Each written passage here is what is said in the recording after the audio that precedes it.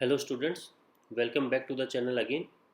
आई hope आप सभी की तैयारी अच्छी चल रही होगी और आज सभी एमडी यूनिवर्सिटी का आज एग्ज़ाम है, तो सभी स्टूडेंट्स को बेस्ट ऑफ लक। आपका एग्ज़ाम आई होप कि आप अच्छे से अटेम्प्ट कर पाएँ। आज पेपर फर्स्ट और paper second assessment of learning का भी एग्ज़ाम है, आज ही सेम डे ही। तो उसके लिए एक हम वीडियो आज अभी अपलोड कर रहे हैं और इस वीडियो के बाद 2 वीडियो और अपलोड होंगे जिनमें लगभग हम 50-50 क्वेश्चंस कवर करेंगे। आज का वीडियो आज हमारी एक फैकल्टी मेंबर है उमा मंजंता, वो आपके सामने डिलीवर करेंगी। आई होप आपको वीडियो पसंद आए तो वीडियो को लाइक कीजिए, शेयर कीजिए एंड कमेंट कीजिए। तो विदाउट टाइम वेस्ट किए हुए मैं हैंड ओवर कर रहा हूँ उमा मंजंता जी। Today I am going to start a new session on the topic Assessment for Learning and Unit 1 in which I will discuss the MCQ question. तो हम आपको अपने सेशन के थ्रू इजी तरीके से और कोशिश करेंगे जो जो इम्पोर्टेंट क्वेश्चंस हैं आपके यूनिट 1 में से वो आप लोगों के साथ शेयर करेंगे, वो आप लोगों के साथ डिस्कस करेंगे। राइट, असेसमेंट फॉर लर्निंग जितना ही इजी सब्जेक्ट है उतनी ही उसकी बातों में उनकी गहराइयां बहुत ज्यादा है। इस सब्जेक्ट में बहुत डीप अंडरस्टैंडिंग है और ये सब्जेक्ट जो है वो बहुत ही इंपॉर्टेंट। हम अब ये एमसीक्यूज भी आपके लिए इजी वे में लेकर आए हैं और आपके पूरे कंटेंट को खोद के आप कह सकते हो पूरी मेहनत करके आपके लिए ये सेशन हमने रेडी किया है, जो आप अगर पेपर से थोड़ी देर पहले ही देख लोगे ना तो आपको बहुत हेल्प हो जाएगी। काफी ऐसे क्वेश्चंस हैं जिनके आने के चांसेस भी बहुत ज्यादा हैं और इजी भी हैं और आपके लिए अंडरस्टैंडेबल भी है। Right, Hindi medium English medium दोनों के लिए। सबसे पहला क्वेश्चन देख लेते हैं। Question 1, in education dash is used to make inference about the learning and development of student. इस क्वेश्चन में आपको डैश के फॉर्म में यहाँ आंसर फिल करना है कि एजुकेशन में एक ऐसी चीज इस्तेमाल होती है जो स्टूडेंट की लर्निंग में और डेवलपमेंट में बहुत ज्यादा इस्तेमाल होती है। क्या वो असेसमेंट है, क्या वो इवैल्यूएशन है, क्या वो मेजरमेंट है, क्या वो डायग्नोसिस है।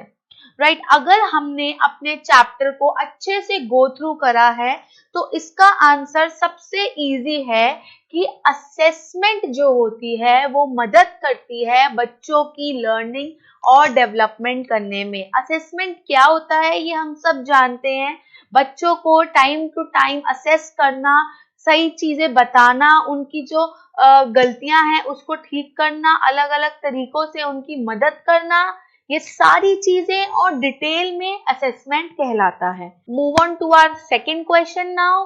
Dash need to be integrated with the process of teaching and learning. ऐसी चीज बताइए जो बहुत जरूरी है टीचिंग और लर्निंग प्रोसेस के लिए। क्या वो टेस्ट लेना है, क्या वो इवैल्यूएशन करना है, क्या वो फैसिलिटेशन करना है या मेजरमेंट करना है। अब हमें लगेगा कि इन चारों ऑप्शन में से ऐसा कौन सा ऑप्शन बिल्कुल जरूरी है। यहाँ पर टीचिंग लर्निंग के लिए टेस्ट करना, फैसिलिटेशन करना, मेजरमेंट करना, इवैल्यूएशन करना, ये सारी चीजें इंपॉर्टेंट होती है। बट यहाँ बोला है need to be integrated with, integrate करना है तो वो है आपका इवैल्यूएशन, मूल्यांकन करना, जो बहुत ज्यादा जरूरी है टीचिंग एंड लर्निंग में। राइट, आया ना समझ इसमें क्या आंसर है। देखो बस लाइन को समझना है और फिर करेक्ट आंसर देखना है। Okay, next question. Dash overlaps the formative assessment. ऐसी चीज जो फॉर्मेटिव असेसमेंट को ओवरलैप कर रही है बट स्पेसिफिकली आइडेंटिफाई करती है लर्निंग डिफिकल्टीज को, जो कि मदद करती है लर्निंग डिफिकल्टीज को भी आइडेंटिफाई करने के लिए। ये अलग अलग तरीके की असेसमेंट है। जब हमने अपना सेशन कंडक्ट किया था तो आपको सारी चीजें समझाई थी। अब हमें हर एक असेसमेंट के बारे में पता होना चाहिए। यहाँ पर जो मेन आंसर है वो है diagnostic assessment. As we know, diagnostic का मतलब, डायग्नोस्टिक वर्ड से ही पता लग रहा है कि जब हम असेसमेंट कर रहे हैं और कोई स्पेसिफिकली किसी प्रॉब्लम के लिए, मतलब डायग्नोस का मतलब क्या होता है, किसी प्रॉब्लम के बारे में अच्छे से रिसर्च करना, तो हम डायग्नोस करके उस चीज को समझ रहे हैं। तो diagnostic assessment overlaps the formative assessment but specifically identify learning difficulties. Okay, move on to our next question. What are the values of assessment? अब जो असेसमेंट करा जाता है वो किन बेसिस पर करा जाता है? अब हम यहाँ पर देखें, इंडिविजुअलिटी पर देखा जाता है असेसमेंट? बिल्कुल नहीं। डिपेंडेंट होके देखा जाता है? बिल्कुल भी नहीं। कुछ आइडेंटिकल नहीं होता? ये भी नहीं है। जो असेसमेंट की वैल्यूज होती हैं वो ये होती हैं कि वो बहुत रिलायबल और फेयर तरीके से करा जाए, हम उस पर ट्रस्ट कर सकें और उसमें कोई भी पार्शियलिटी या डिस्क्रिमिनेशन ना हो। तो ये असेसमेंट करने का सबसे ज्यादा इम्पोर्टेंट चीज है। असेसमेंट करने के लिए ये बहुत इंपॉर्टेंट है कि हम जो भी असेसमेंट कर रहे हैं उसकी शॉर्ट वैल्यू ये है कि वो रिलायबल, ट्रस्टवर्दी और बिल्कुल एक्यूरेट, फेयर होना चाहिए। Question 5, which assessment deals with the grading of pupils performance? कौन सा ऐसा असेसमेंट होता है जो प्यूपिल की परफॉर्मेंस के ग्रेड को डील करता है? अब इतने सारे इसमें असेसमेंट है। अगेन आपने टाइप्स ऑफ असेसमेंट में, अलग अलग टाइप्स ऑफ असेसमेंट में पढ़ा होगा कि इनफॉर्मल असेसमेंट क्या होता है, फॉर्मल असेसमेंट क्या होता है, नॉर्म रेफरेंस असेसमेंट क्या होता है, इंटरनल और टर्मिनल असेसमेंट क्या होता है। अगर हमें वो डिफाइन याद है तो डेफिनेटली हम इस क्वेश्चन को कर सकते हैं, जिसमें साफ साफ बोला जा रहा है कि ऐसा असेसमेंट जो प्यूपिल की परफॉर्मेंस को जज करने के लिए होता है। अब देखिए, इनफॉर्मल असेसमेंट में तो हम प्यूपिल की परफॉर्मेंस नहीं देखते, हम उसको ऐसे ही इनफॉर्मल में समझाने की कोशिश करते हैं। इंटरनल असेसमेंट वो असेसमेंट होते हैं जो कि हमारे स्कूल में अंदर लिए जाते हैं, या हम कह सकते हैं प्रैक्टिकल एग्जाम और इंटरनल एग्जाम जो विद इन द स्कूल होते हैं बच्चों की परफॉर्मेंस को देखने के लिए, तो उसे कहते हैं, राइट। अब देखिए, ये दो ऑप्शन तो हो गए कट, ठीक है। टर्मिनल असेसमेंट क्या होता है? जो कुछ कुछ टाइम के बाद, कुछ कुछ समय के बाद, कुछ कुछ गैप के बाद किए जाते हैं। तो अब एक ही असेसमेंट यहाँ पर आता है जो प्यूपिल की परफॉर्मेंस के ग्रेड्स को असेस करता है, उससे डील करता है, वो है नॉर्म रेफरेंस असेसमेंट, राइट। है ना आसान? कितनी इजीली, हमें बस इतना पता होना चाहिए कि कौन से असेसमेंट का क्या मतलब है, और तो हम आसानी से इसका आंसर निकाल सकते हैं। Next question 6, what are the main function of recording? अब रिकॉर्डिंग का क्या मतलब होता है, पहले तो हमें ये पता होना चाहिए। रिकॉर्डिंग का मतलब होता है जहां पर चीजों को सेफ रखा जाए, और रिकॉर्डिंग अगर हम किसी चीज की करते हैं तो वो हम एक प्लान के अनुसार करते हैं, एक ऑर्गेनाइज वे के अनुसार करते हैं, किसी सही चीज की करते हैं, प्रॉपर तरीके से करते हैं, डायरेक्टेड वे से करते हैं, ठीक है। अब असेसमेंट में रिकॉर्डिंग क्यों होती है? ताकि सही चीजों के बारे में टाइम टू टाइम पता लगता रहे। तो अब देखिए कि रिकॉर्डिंग के अंदर क्या क्या चीजें आती हैं। प्लानिंग आता है, प्रोग्रेस आती है, अटेंशन आती है, मतलब कि all of the above things are the main function of recording. ये सारी चीजें रिकॉर्डिंग के अंदर आती हैं, बस हमें रिकॉर्डिंग का मतलब पता होना चाहिए तो हम उसके फंक्शंस को इजीली समझ सकते हैं। Question 7, which assessment is carried out at the end of course or project? ये बहुत ही आसान क्वेश्चन है ना, ऐसे देखते ही हम इसको कर सकते हैं। क्या हमें इसकी एक्सप्लेनेशन की रिक्वायरमेंट है? चलिए, एक्सप्लेनेशन की रिक्वायरमेंट तो हर किसी चीज के लिए होती है, बट यहाँ पर एक चीज समझने वाली है कि असेसमेंट जो at the end of course और प्रोजेक्ट करी जाए, ठीक है। तो हम अच्छे से जानते हैं कि डायग्नोस्टिक असेसमेंट जो होता है वो किसी स्पेशल चीज के लिए करी जाती है, जैसे कि मैंने आपको बताया। फॉर्मेटिव असेसमेंट जो होता है वो कुछ चैप्टर के बाद ही या कुछ टाइम के, मतलब बिल्कुल थोड़ी थोड़ी देर में होने वाली होती है, थोड़े थोड़े समय में।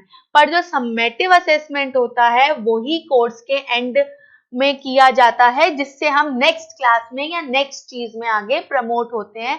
So the answer for this is summative assessment. Now question 8, assessment can focus on क्या? राइट, असेसमेंट किस चीज पे फोकस करता है? असेसमेंट जो होता है वो किस चीज के लिए होता है, किस चीज पे केंद्रित करता है।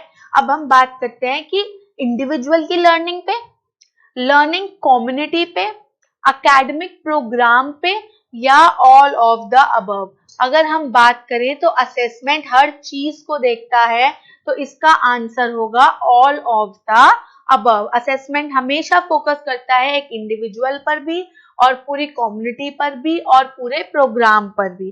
तो assessment can focus on individual learner, learning community and academic programme. So answer for this question is D part, all of the above. Move on to our next question. Question number 9. The process of assigning symbol of the dimension of phenomenon in order to characterize the status is called क्या? ये अगर आप ध्यान दें, question को करने का तरीका होता है कि जो क्वेश्चन में लिखा है उसका क्या मतलब है, एक तो ये जान लेना और ये भी देखना होता है कि जो क्वेश्चन है वो कहाँ से लिया गया हो सकता है। अगर हम अपनी बुक को अच्छे से रीड करें, अच्छे से उनकी कॉन्सेप्ट्स को समझें, तो हम इजीली क्वेश्चंस को कर सकते हैं। अगर हम ध्यान दें तो इस क्वेश्चन का पैटर्न का ये मतलब है कि कुछ क्वेश्चन जो है ये कुछ इस कॉल्ड में है, मतलब ये किसी की डिफाइन है, ये किसी की टर्म है, इसलिए ये क्वेश्चन है, राइट। उससे पहले अभी हमने जब 1, 2, 3 क्वेश्चन करा, आपने ध्यान दिया होगा तो वो क्वेश्चन एक फिलअप की फॉर्म में था, डैश की फॉर्म में था, पर यहाँ जो क्वेश्चन है वो इस कॉल्ड से एंड है। तो लगता है कि शायद ये क्वेश्चन इनकम्प्लीट है, ये भी थॉट आती है अगर हमने नहीं पढ़ा हो। पर अगर हमें पता है कि ये इस कॉल्ड है, मतलब कि कोई डिफाइन में से कहीं ये पूछा गया है, तो अब हमें उसके हिसाब से आंसर करना है। तो दोबारा से पढ़ लेते हैं एक बार क्वेश्चन को। The process of assigning symbol of the dimension of phenomenon in order to characterize the status is called measurement. तो ये मेजरमेंट की डिफाइन है। Move on to our next question, question number 10. It indicate how much और to what extent particular attribute is present in an object. How much और to what extent, ये दो word ही हमें बताएंगे कि इन चारों में से क्या ऑप्शन है। कितना और कहां तक एक पर्टिकुलर एट्रीब्यूट प्रेजेंट होता है किसी भी ऑब्जेक्ट में, क्वालिटेटिव, अरिथमेटिकल, एप्टीट्यूड या क्वांटिफिकेशन। अगर हमें इन सारी चीजों के मतलब पता है तो सीधा हाउ मच और टू व्हाट एक्सटेंट का आंसर होता है क्वांटिफिकेशन। जब एक क्वांटिटी के बारे में बात करी जाती है, जब किसी चीज को कितना कहां तक पूछा जाता है, तो उसका आंसर आता है quantification. Move on to our next question, question number 11.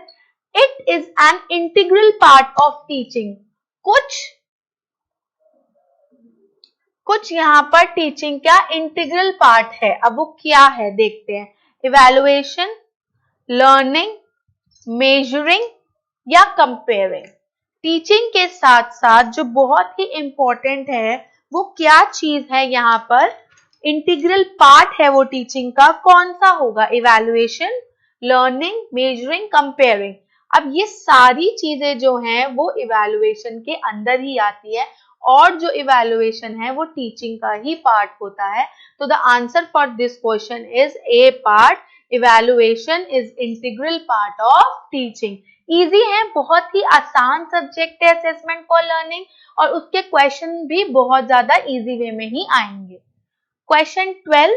The characteristic of evaluation are considered as follow.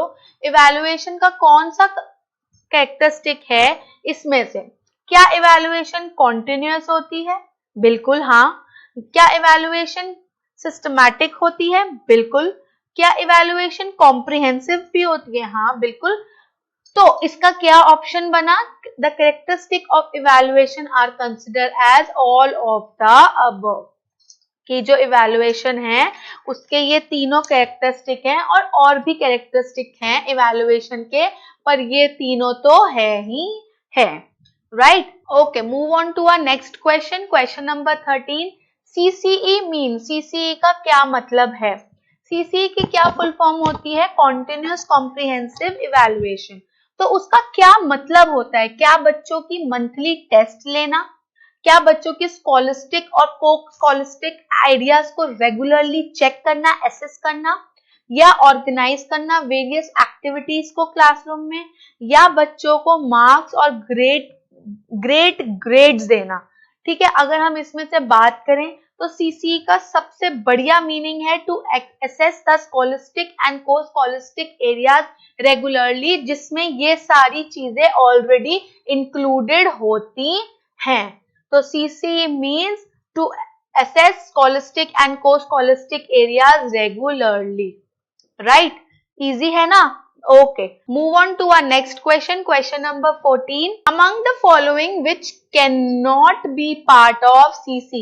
अभी हमने पढ़ा कि CC का क्या मतलब होता है, तो अब इन 4 ऑप्शन में से cumulative record, assignment, parents teacher meeting, anecdotal record, इसमें से कौन सी ऐसी चीज है जो CC में नहीं आती है?